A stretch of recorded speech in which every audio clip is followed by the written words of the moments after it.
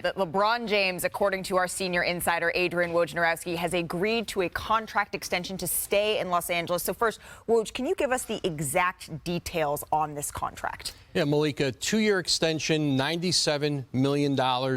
Could be worth up to $111 million if the cap goes up in 23-24. So now LeBron James under contract. This year he was heading into the final year of his deal. Then 23-24. He's got a player option now in 24-25, along with Anthony Davis. And so the Laker organization now, they can have potentially about $20 million in cap space this summer. And then the following year, where really Davis and LeBron James are really the only two under contract based on the current roster, they'd be able to add another max player or split the money up among more players. Right. But I think for LeBron James, the timing right now, listen, this is where he wants to be. There's nobody who potentially would have cap space next summer that would interest LeBron James to even look at free agency. And listen, at 37 years old, he'll be 38 in December, still at the very top of his game.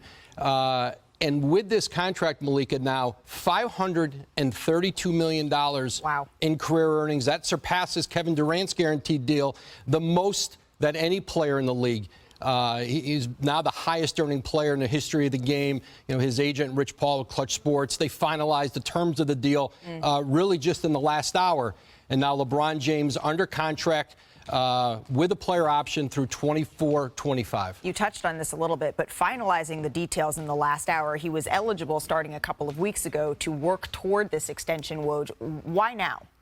Well, I think for LeBron James, he keeps control of his future. Now, he's not eligible because it's an extension and not a new contract for a no-trade clause. You saw Bradley Beal get that with Washington, but because they're doing an extension, you can't now include that into the deal. But now he's got essentially, a $50 million salary. Also, I'm told in the deal, a 15% trade kicker. And then his stature, who he is, and this organization. LeBron James is not going to be traded.